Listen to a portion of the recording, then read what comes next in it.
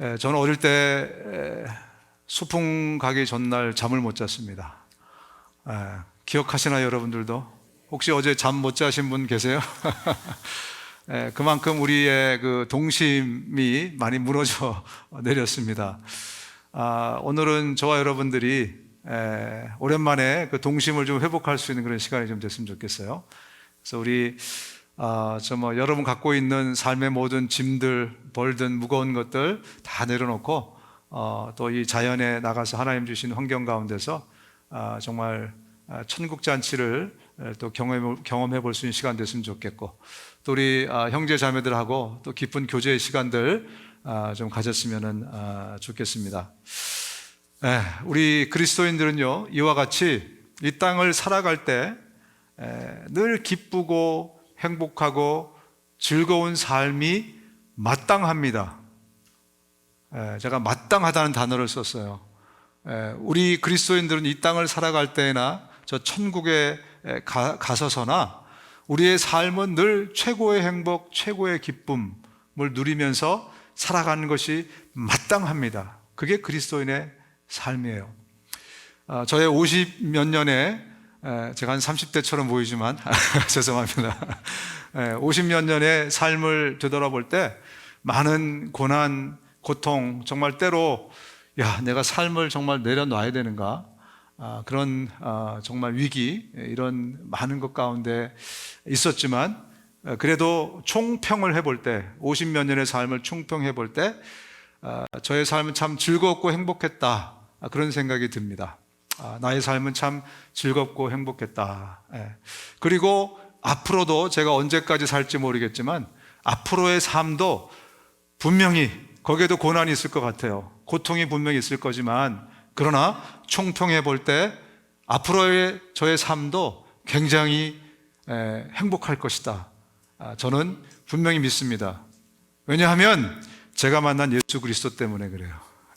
제가 만난 예수 그리스도, 그분 자체가 저의 행복의 리소스, 가장 정확하고 분명한 행복의 소스고요. 그리고 그분이 주시는 힘 때문에 그렇습니다. 저는 제 힘으로 사는 사람이 아니에요. 그리고 우리 그리스도인들도 여러분의 힘으로 사는 사람들이 아닙니다. 우린 누구 힘으로 사는가? 예수 그리스도, 성령의 힘, 하나님의 힘, 하늘로부터 오는 그 힘으로 사는 사람들이 저와 여러분들이에요. 이것을 모르면 정말 그야말로 고생하십니다. 요즘 젊은이들이 그 앞에다가 동물 이름을 붙이죠. 그죠? 견고생이라고. 정말 견고생하는 그런 삶을 살 수밖에 없게 됩니다.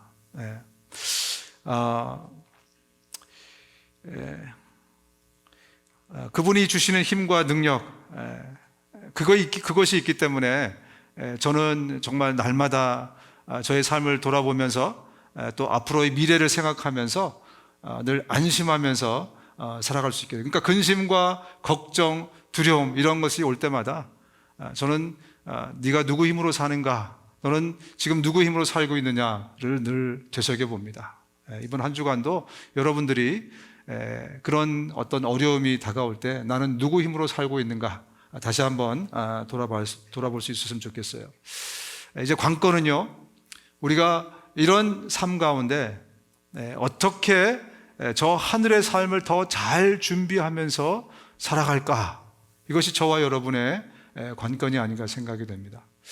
아까도 말씀드렸지만 우리 김현성 집사님 어제 또 소천하셨죠, 그죠? 또 주변에도 보면 이제 정말 그 기대치 않게, 생각하지 못하는 그런 사이에 또 하나님이 이렇게 불러가시는 많은 또 경우들이 생깁니다. 그럴 때마다 저는 생각해요. 나는 저 영원한 삶을 잘 준비했는가, 준비하면서 살아가고 있는가.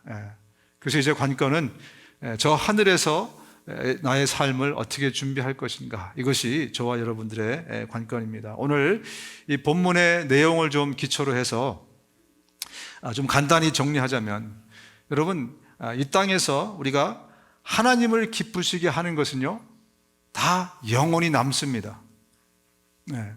어떻게 하면 우리가 저 하늘의 것을 잘 준비하며 살 것인가, 이것이 저와 여러분들이 해야 될 아주 중요한 일인데, 이 땅에서 하나님을 기쁘시게 한 모든 것은 다 남습니다. 그런데 사람을 기쁘게 한 것은요, 하나도 못 가져갑니다. 다시 말씀드리면 우리가 어떻게 하면 저 천국을 잘 준비할 수 있을까? 하나님을 기쁘시게 하는 삶을 살면 돼요. 무엇이 하나님을 기쁘시게 하는 것인가를 우리가 기준으로 살게 되면 우리는 우리의 내세의 삶을 잘 준비하는 그런 삶이 되게 될 것입니다. 그런데 사람을 기쁘게 하면, 사람을 포커스로 우리가 살아간다면요, 하늘에 남는 것이 아무것도 없다는 사실이에요. 사람을 기쁘게 한다는 것은요, 사람 눈치 보고 사는 겁니다. 사람에게 칭찬과 사람에게 인정을 받으려고 하는 그런 삶이에요. 사람으로부터 소망을 받는 삶입니다. 사람을 기대는 삶이에요. 그래서 사람을 섬기면서 살게 돼요. 그러나 반대로 우리가 하나님을 기쁘시게 하잖아요. 그러면 우리가 하나님으로부터 우리의 기쁨에, 또 우리의 소망에, 우리의 기대에 모든 것을 그분으로부터 찾게 됩니다. 그리고 그분의 칭찬을 기대하게 돼요. 사람 눈치 안 보고 누구 눈치 봅니까? 하나님 눈치 보며 살아가게 되는 거죠. 그것이 하나님을 경외하는 겁니다. 늘 하나님의 존재, 그분으로부터 모든 것을 얻는 것, 그런 삶이 천국을 잘 준비하는 삶이라는 거죠. 오늘 본문을 통해서 저희가 더 구체적으로 한번 좀 생각해 보도록 하겠습니다. 형제들아, 우리가 너희 가운데 들어간 것이 헛되지 않은 줄을 너희가 친히 아나니, 너희가 아는 바와 같이 우리가 먼저 빌립보에서 고난과 능력을 당하였으나 우리 하나님을 힘입어 많은 싸움 중에 하나님의 복음을 너희에게 전하였노라. 여러분, 우리 그리스도인의 삶은요, 적어도 삼중고를 겪으면서 살아가는 삶이라고 저는 생각합니다. 진짜 그리스도인으로 우리가 살게 되면 세 가지의 엄청난 벌든 가운데 우리가 살아가게 돼요. 첫 번째가 우리 안에 있는 죄성입니다. 참 희한하게 우리가 구원을 받았으면, 십자가에서 예수 그리스도가 우리의 죄를 용서해 주셨으면 우리의 죄성까지 싹 뽑아 주셨으면 얼마나 좋았겠어요. 근데 죄성이 여전히 우리 가운데 남아 있어요. 그래서 틈만 나면 우리가 어떻게 하죠? 죄질 기회를 찾아요. 그죠? 잡초처럼 자랍니다. 완전히 죽지 않았어. 옛 자아가 여전히 계속해서 틈만 나면 올라와요. 얼마나 그것이 우리에게 큰 버거운 일인지 몰라요. 두 번째는 세상의 유혹입니다. 이 세상이 저와 여러분들을 가만히 두지 않습니다. 마치 중력이 지금 우리를 끌어당기고 있는 것처럼 세상은 여전히 계속해서 쉴 틈 없이 저와 여러분들을 육체적인 삶을 살도록 유도하고 그렇게 인도하고 있어요. 우린 될 수 있으면 영적인 삶을, 거룩한 삶을, 하나님을 기쁘시게 하는 삶을 살려고 하는데 이 세상이 계속해서 우리를 블링블링 하면서 우리를 유혹해 갑니다. 그래서 그것이 얼마나 우리에게 큰 부담인지 몰라요. 또 한 가지, 마귀가 우는 사자처럼 우리를 호시탐탐 노리고 있다는 거예요. 베드로서에 보면 베드로가 그렇게 강조하고 있지 않습니까? 마귀는 절대로 잠도 안 자고, 잠도 안 주무셔요. 그분은 잠도 안 자고 쉬지도 않고 어떻게 하면 저 사람을, 저 그리스도인을 무너뜨릴까. 그래서 우리는 이 삼중고의 삶을 지금 살고 있는 상태에 있습니다. 예전에 우리가 예수님을 만나기 전에 어땠습니까? 죄 짓는 것이 얼마나 즐거워요. 지금 우리가 길티를 느끼지만 예수님을 만나기 전에 우리의 삶을 돌아보면 죄 짓는 것이 얼마나 기쁜 일이었어요. 그리고 행복한 일이었습니다. 그리고 죄 짓기 위해서 돈 버는 우리들이었습니다. 요즘 보면요, 어떻게 하면 내가 더 합법적으로 즐겁게 죄를 지을까, 그것을 위해서 많은 사람들이 살아가는 것을 보게 됩니다. 여러분, 예전에 우리가 예수님 만나기 전에는 세상의 유행을 선도하는 사람들 아니었습니까? 그죠? 내가 오히려 더 세상적으로, 육체적으로 사람들을 이끌며 그러면서 살았던 사람인데, 그죠? 그때 얼마나 즐거웠습니까? 그러니까 마귀도 굳이 우리를 우는 사자처럼 삼키려고 하지 않았습니다. 그런데 지금 저와 여러분들은 이 세 가지의 삼중고를 가지고 살아가고 있어요. 제가 무슨 말씀을 드리냐면, 여러분, 우리 그리스도인의 삶은요, 내 힘으로 살 수 없는 삶이라는 것을 말씀드리는 거예요. 여러분 힘으로는 절대로 이 세 가지 삼중고의 삶을, 이 무게를 버텨내면서 살 수가 없어요. 그래서 우리는 하늘로부터 오는 힘이 필요합니다. 그래서 저와 여러분들은 하나님의 은혜를 늘 힘입지 않으면 우리는 그리스도인으로 살아갈 수 없는 그런 삶을 우리가 살고 있는 것입니다. 얼마나 이것이 한편으로는 힘든 일이지만 한편으로 우리에게 얼마나 감사한 일인지 모르겠어요. 왜? 이제는 내 힘으로 안 사니까. 이제는 내 힘으로 살 필요 없어요. 누구 힘으로? 하나님의 힘으로, 예수 그리스도의 힘으로 살 수밖에 없는 거죠. 성경은 우리에게 이렇게 말씀하고 있습니다. 하나님의 자녀는 누구나 다 세상을 이겨냅니다. 그리고 세상을 이기는 승리의 길은 곧 우리의 믿음입니다. 세상을 이기는 사람은 누굽니까? 예수께서 하나님의 아들이시라는 것을 믿는 사람이 아니겠습니까? 성경은 단언하고 있어요. 우리는 세상을 이길 수 있다는 거예요. 뭘 근거로? 하나님이 우리의 아버지가 되심을 근거로 말씀하시는 겁니다. 그래서 저와 여러분들은 내 힘으로 사는 사람이 아닌 사람들은요, 하나님의 힘으로, 예수 그리스도의 힘으로 살기 때문에 우린 세상을 너끈히 충분히 이길 수 있다. 이렇게 말씀을 하고 있는 겁니다. 여러분, 저와 여러분 같이 이 중에 아는 분도 계실 거지만 흙수저 출신들, 우리 아버지가 흙수저니까 저도 흙수저가 되지 않았습니까? 그죠? 흙수저 출신들은 이 금수저의 삶을 잘 이해를 못해요. 왜냐하면 흙수저는요, 자기 자녀들에게 큰 관심이 별로 없습니다. 아니, 자녀들에게 어떤 일이 벌어져도 도와줄 힘이 없어요. 그래서 자녀들이 알아서 해결하기를 바라요. 혼자 힘으로 살기를 바랍니다. 그래서 우리가 정말 바위를 뚫고 사는 것처럼 저와 여러분들이 그렇게 애쓰면서 살지 않았습니까? 그죠? 내 스스로의 힘으로. 근데 보니까 금수저는 삶이 다르더라고요. 혹시 주변에 금수저가 있으신지 모르겠어요. 제 주변에도 금수저가 한 명 있었어요. 그 친구의 삶을 보니까 흙수저는 어떻게 해서든지 내 힘으로 서바이벌을 해야 돼요. 저 같은 흙수저는. 그런데 금수저들은요, 자기 마음대로 자기의 삶을 살지 못해요. 결혼마저도 자기 마음대로 하지 못하더라고요. 이 컨트롤을 받아요. 그리고 그 아버지의 어마어마한 영향력 가운데 살아가게 돼 있어요. 그리고 그 친구의 형제들은 전부 다 SKY 대학을 다 들어갔어요. 제가 그걸 보면서 공부를 안 되니까 또 딴 걸로 해가지고 어떻게 해가지고 다 그렇게 보낸 걸 보면서, 야, 금수저는 대단하다, 그런 생각을 했습니다. 그런데 말입니다, 저와 여러분들의 아버지는 슈퍼 리치 다이아몬드 수저입니다. 아멘. 다이아몬드 수저, 바로 그분이 저와 여러분의 하늘 아버지세요. 성경에 아주 재미있는 표현을 이렇게 하고 있습니다. 우리 신명기 28장을 같이 한번 읽어볼까요? 신명기 28장 시작. 주님께서는 그 풍성한 보물 창고 하늘을 여시고 철을 따라서 당신들 밭에 비를 내려주시고 당신들이 하는 모든 일에 복을 주실 것입니다. 여기서 보물이라는 것은, 보물 창고라는 것은 원어로 보니까 오차르라는 단어인데요, 이게 그야말로 보물이 가득 담긴 창고인 거예요.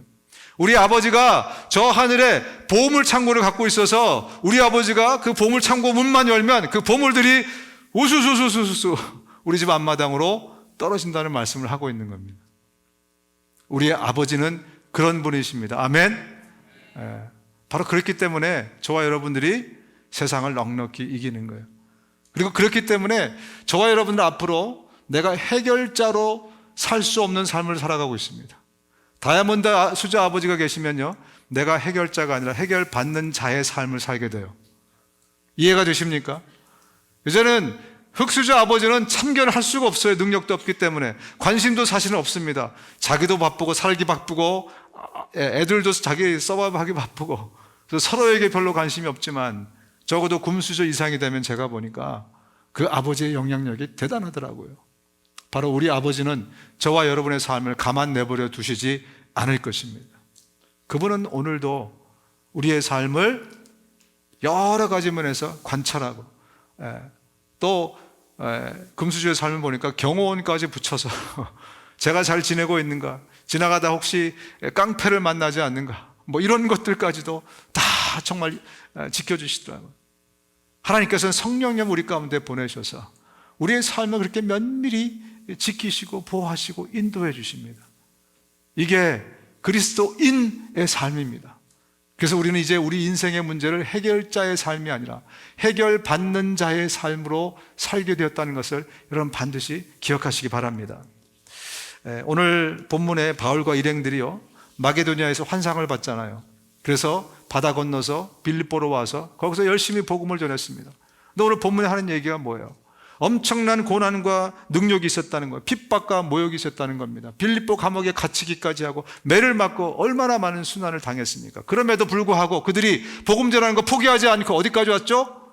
오늘 본문에 데살로니가까지 와서 복음을 전했다는 거예요. 그러면서 오늘 본문에 하나님 말이 뭐냐면, 우리가 이렇게 할 수 있었던 것은 우리의 힘으로 한 것이 아니라 뭐라고요? 하나님을 힘입었기 때문이다.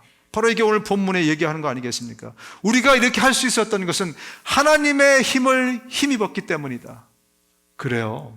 그들은 이 엄청난 무게를 자신들의 힘으로 버텨낸 게 아닙니다. 하나님이 주시는 그 힘으로 버텨낸 거예요. 아곤이라는 단어는 뭐냐면 격렬하게 싸운다는 단어예요. 복음 전할 때 엄청난 싸움이 있었고, 물론 이제 피지컬한 싸움은 아니었겠지만 굉장한 고통과 아픔이 있었지만 이 모든 것을 견디게 한 것은 하나님이 주신 힘이었다. 이 말씀을 하고 있습니다. 저와 여러분들, 그래서 저와 여러분들이 이제는 하나님의 옷차르로 사는 사람들인데, 우리의 삶에서 날마다 하나님의 옷차르, 하나님의 보험 주시는 그 힘과 보물들로 살기 원한다면, 그러면 우리는 제대로 된 그리스도인으로 살면 됩니다. 참 그리스도인으로 우리가 살면 우리 날마다 하나님의 그 옷차를 힘입고 살아갈 수 있다는 말씀이 오늘 본문에서 주시는 말씀이에요. 제가 제 경험에 의하면 제가 그리스도인이면서도 그리스도인답게 살지 못하면 엄청나게 세상에 집중 공격을 받더라고요. 참 희한해요. 내가 그리스도인인데 그리스도인답게 살지 못하면 세상이 정말 죽자고 달려들더라고요. 친구들하고 같이 떠들었는데 어떻게 저만 선생님한테 걸려요, 늘. 여러분 그런 경험 있으세요? 제 딸이 그렇게 얘기하더라고요. 아빠 참 희한해. 친구들하고 같이 떠들었는데 어떻게 선생님이 자기한테만 맨날 그런데, 자기만 지적고. 그래서 제가 옛날 생각이 났어요. 친구들하고 같이 나쁜 짓 하잖아요, 그죠? 희한하게 저만 걸립니다. 또 스피드를 막 내요. 희한하게 딴 놈들은 그냥 가는데 저만 어떻게 딱지를 떼요. 이런 걸 보면서 정말 희한하다. 근데 왜 그런 일들이 일어나는가? 예수님이 이렇게 말씀하더라고요. 내가 아버지의 말씀을 그들에게 주어 싸움에 세상이 그들을 미워하여 싸우니 이는 내가 세상에 속하지 아니함 같이 그들도 세상에 속하지 아니함으로 인함이니라. 우리는 세상에 속하지 않았기 때문에 그래요. 이제 우리는 그리스도인에 속했기 때문에 세상이 저와 여러분들을 정말 집중 포화를 늘 쏟아붓습니다. 그렇기 때문에 우리는 참 그리스도인의 삶을 사셔야 됩니다. 참 그리스도인의 삶을 살 때, 그때 우리는 하나님의 힘을 입고 하나님의 옷차르로 살아가는 사람들이 되거든요. 또 제 경험을 보면 제가 정말 그리스도인답게 살아갈 때 진짜 손대는 일마다 잘 되는 것을 많이 경험합니다. 왜? 하나님의 옷차르, 하나님의 힘이 저와 함께 하기 때문에 그래요. 그래서 도저히 합격할 수 없는 시험을 합격시켜 준다든지, 넘어갈 수 없는 벽을 넘게 해주신다든지, 이런 많은 것들을 경험하면서 역시 우리 그리스도인들은, 그리스도인이라는 것은 내가 해결자로 사는 게 아니고 해결받는 자로, 하나님의 은혜로, 하나님의 힘으로 사는 존재들이구나, 이것을 다시 한번 경험을 하게 됩니다. 여러분, 그렇기 때문에 일단 제 안에서부터 사람을 의지하는 습관, 사람을 보는 거, 사람에게 칭찬 들으려 하는 거, 사람에게 영광을 구하는 그 모든 것들을 다 내려놓게 되더라고요. 왜? 모든 것의 소스가 바로 하나님으로부터 오기 때문에 그래요. 그래서 사람이 아닌 이제 하늘을 쳐다보게 돼요. 땅을 보지 않고 하늘을 쳐다보게 됩니다. 그게 우리 그리스도인의 삶인 거죠. 오늘 본문의 바울도 데살로니가 교회 교인들에게 분명히 못 박습니다. 오직 하나님께 옳게 여기심을 입어서 복음을 위탁받았으니 우리가 이와 같이 말함은 사람을 기쁘게 하려 함이 아니요 오직 우리 마음을 감찰하시는 하나님을 기쁘시게 하려 함이라. 여러분, 바울이 자주 쓰는 표현 아니겠습니까? 내가 사람을 기쁘게 하랴, 하나님을 기쁘게 하랴. 어디에 나옵니까? 갈라디아서에 나오죠. 이제 내가 사람들에게 좋게 하랴, 하나님께 좋게 하랴, 사람들에게 기쁨을 구하랴. 내가 지금까지 사람들의 기쁨을 구하였다면 그리스도의 종이 아니니라. 오늘 본문에서 뿐만이 아니라 갈라디아서에서도 이야기해요. 곳곳에 바울이 고백하는 것입니다. 왜? 바울도 그만큼 많은 부담이 있는 거예요. 사람을 기쁘게 하던 삶을 살다가 이제 하나님을 기쁘게 하는 삶으로 옮겨왔을 때 여전히 사람에게 부담이 되는 겁니다. 또 한 가지, 왜 이렇게 강조하느냐? 그렇게 살아서는 안 되기 때문에. 그리스도인은 사람 눈치 보고 사람을 기쁘게 하는 삶이 되어서는 안 되기 때문에 바울이 종종 이렇게 강조를 하고 있는 것입니다. 여러분은, 저와 여러분들은 태어나면서 지금까지 주변 사람들을 통해서 내가 누군지를 늘 봤어요. 그렇지 않습니까? 어릴 때부터, 특히 우리 청소년 시절에는 친구가 너무 중요했잖아요. 그죠? 나는 누군가, 나의 정체성, 누굴 통해서 압니까? 내 주변의 사람들을 보면서 내가 누구구나. 여러분들이 아마 깨달으셨을 거예요. 그죠? 나의 존재감, 친구들 아니면 주변 사람들을 통해서 나의 존재감을 여러분들이 느끼셨을 거예요. 그 존재감이 사라졌을 때 나는 아무것도 아니야, 나는 필요 없는 인간이야 라는 걸 느꼈을 때 얼마나 괴로웠습니까? 그런데 주변 여러분의 친한 사람들을 통해서 나의 존재감을 내가 다시 느끼고, 그죠? 그러면서 자존감을 갖고 그러면서 살지 않았습니까? 주변 사람들을 통해서 내가 어디에 있는지 나의 위치를 늘 우리는 확인했습니다. 언제까지? 예수님을 만나기 전까지예요. 그런데 이제부터는 저와 여러분들이 사람을 보지 않아도 됩니다. 이제 나의 자존감, 나의 존재감, 나의 정체성, 모든 것은 누구를 보면서 가져야 되느냐, 만들어야 되느냐? 바로 예수 그리스도, 그분을 통해서 내가 누구인지를 발견하셔야 됩니다. 더 이상 사람 눈치 볼 필요가 없어요. 그래서 사람에게 영광 구하려고 하지 마세요. 사람에게 칭찬을 드리려고 하지 마세요. 사람에게 인정받으려고 하지 마세요. 이제는 우리가 보는 것은 사람이 아니라 바로 예수 그리스도이십니다. 그분이 말씀하는 내가 나인 거예요. 그분에게 인정받으면 나는 훌륭한 삶을 살고 있는 것입니다.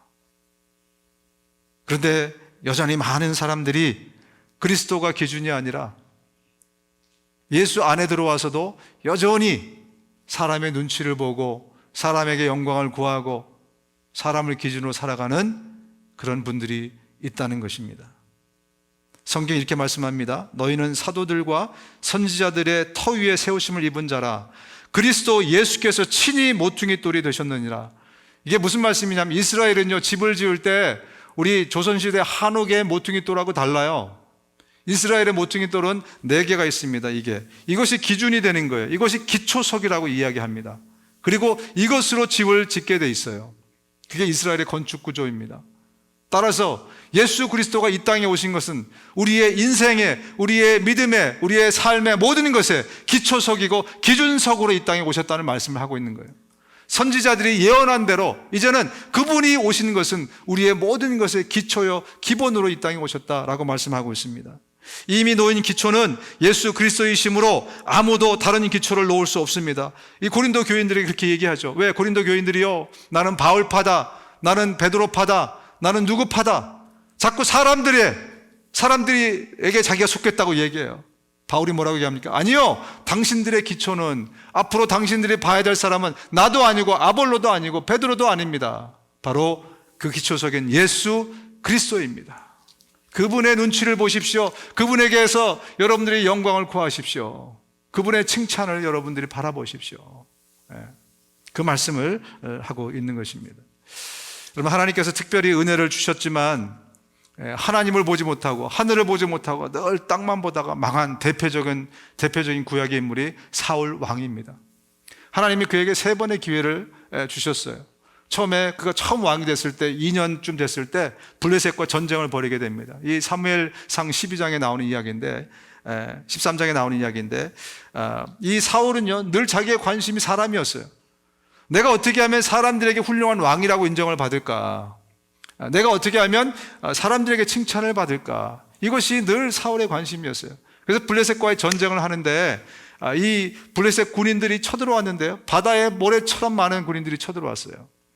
근데 제사를 지내고 그리고 전쟁에 임해야 되는데, 시작을 해야 되는데 사무엘 선지자가 오지 않는 거예요. 왕은 제사를 지낼 수 없거든요. 근데 보니까 자기의 병사들이 자꾸 도망가요. 자꾸 떠나갑니다. 안 되겠어. 적군은 바다에 모래처럼 많은데 우리 사람들은 이제 하나둘씩 없어져요. 급한 마음에 자기가 제사를 드려버립니다. 그때 사무엘이 와서 이렇게 이야기하죠. 여호와께서 왕에게 명하신 바를 왕이 지키지 아니하였으므로 여호와께서 그의 마음에 맞는 사람을 구하여 여호와께서 그를 그의 백성의 지도자로 삼으셨느니, 하나님께서 이제 당신을 버리실 겁니다 라고 첫 번째 경고를 주십니다. 왜? 하나님의 말씀을 버렸어요. 사람 눈치 보다가. 그가 의지했던 것은 하나님이 아니라 병사들이었어요. 사람이었습니다. 그리고 그가 하려는 일들은 왜 빨리 제사를 드리고 왜 전쟁에 임해서 전쟁을 승리해야 되느냐, 훌륭한 왕으로서 존재감을 드러내야 되니까. 그것이 그의 동기였습니다. 하나님이 한 번 더 기회를 주십니다. 그 다음에 15장에 아말렉과의 싸움입니다. 하나님이 말씀하셨어요. 네가 전쟁에 나가서 전쟁해라. 그리고 승리하게 되거든 모든 살아 숨쉬는 것은 다 죽여라. 사람이든 짐승이든 다 죽여라. 그랬더니 두 종류를 살려놨어요. 첫 번째 아각 왕입니다. 아말렉의 왕을 살려놨어요. 또 살찐 짐승들을 살려놨어요. 왜? 아까워서 그랬겠습니까? 아니에요. 사람들에게 의시되려고, 사람들에게 나는 훌륭한 왕이다 라는 것을 보여주기 위해서. 그는 처음부터 끝까지 하나님이 아닌 사람을 보던 사람이었어요. 그래서 사무엘 선지자가 또 얘기합니다. 사무엘이 사울에게 이르되 나는 왕과 함께 돌아가지 아니하리니 이는 왕이 여호와의 말씀을 버렸으므로 여호와께서 왕을 버려 이스라엘 왕이 되지 못하게 하셨습니다. 처음에도 하나님이 명령하신 그 말씀을 버렸다고 얘기하고 또 두 번째도 하나님의 말씀을 버렸다고 얘기해요. 이게 뭐냐면 사람을 쳐다볼 때 나타나는 무서운 증후군입니다.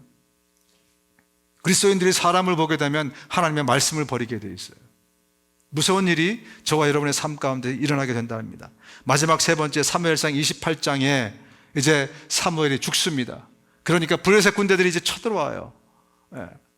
그런데 사무엘이 죽었으니까 어떻게 합니까? 불안감이 몰려오죠. 그래서 하나님께 나가서 이제야 비로소 하나님께 나가서 막 구합니다. 그런데 하나님이 응답하지 않으셨어요. 그랬더니 어떻게 하는 줄 아십니까? 변장을 해요. 사울 왕이 변장을 하고 무당을 찾아갑니다. 그리고 죽은 사무엘을 불러일으켜요. 여태까지 이 사울 왕이 의존하고 기대했던 것은 하나님이 아니었어요. 사람이었습니다. 사무엘이었습니다. 그래서 죽은 사무엘까지도 불러일으킬 정도로 그는 철저하게 마지막까지 사람을 보고 사람에게서 영광을 구하고 사람의 칭찬을 바라보고 그랬던 사람입니다. 그랬더니 그의 말로를 성경이 이렇게 말씀합니다. 사울이 죽은 것은 여호와께 죄를 범하였기 때문이라. 그가 여호와의 말씀을 지키지 아니하고 또 신접한 자에게 가르치기를 청하고 여호와께 묻지 아니하였으므로 여호와께서 그를 죽이시고 그 나라를 이새의 아들 다윗에게 넘겨 주었더라. 비참한 말로를 성경이 이렇게 묘사합니다. 그러면서 역대상에는 사무엘상 마지막 절에는 이렇게 말씀합니다.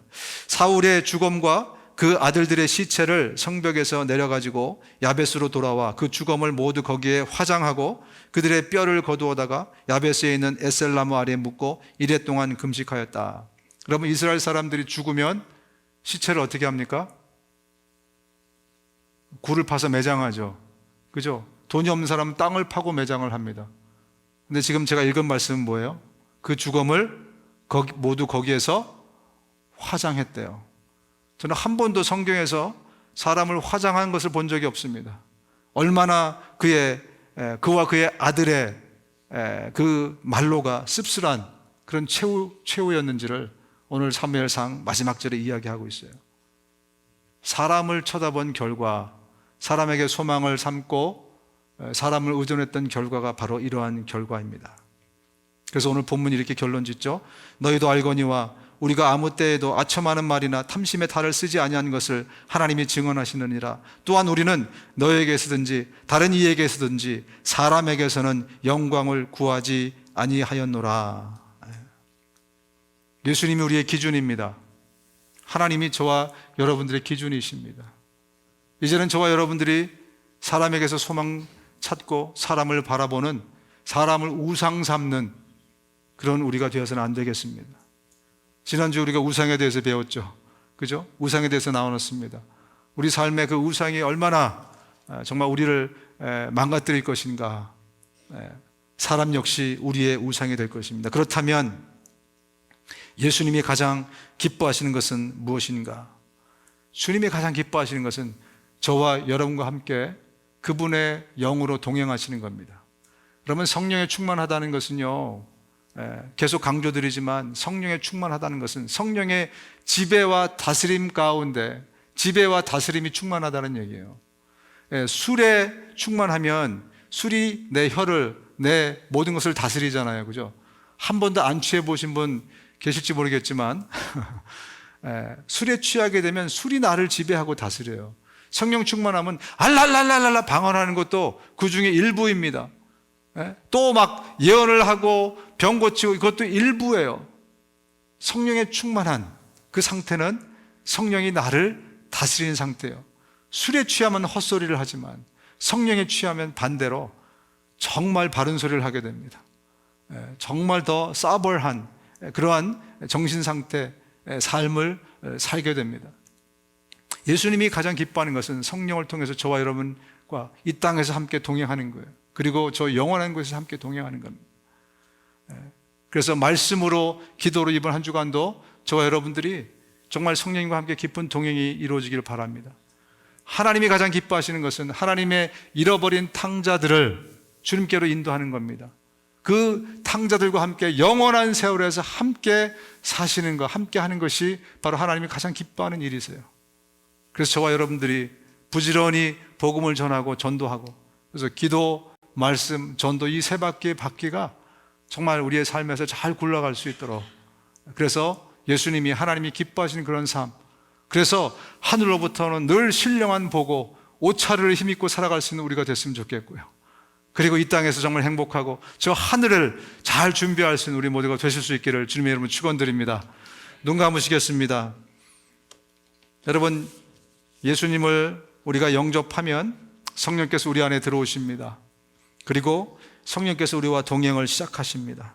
우리의 삶이 달라질 것입니다. 우리의 영원한 운명이 달라질 것입니다.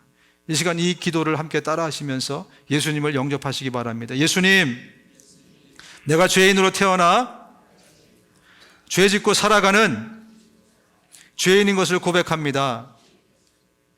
나의 죄를 용서하여 주옵소서. 예수님이 내 죄를 대신해서 십자가에 죽으시고 부활하셔서 감사합니다. 내가 이제 예수님을 내 구세주요 인생의 주인으로 모시기 원합니다. 나를 불쌍히 여기셔서 내 마음에 들어오시옵소서. 이제 나를 다스려 주시고 하나님의 나라로 나를 인도해 주십시오. 예수님의 이름으로 기도합니다. 아멘.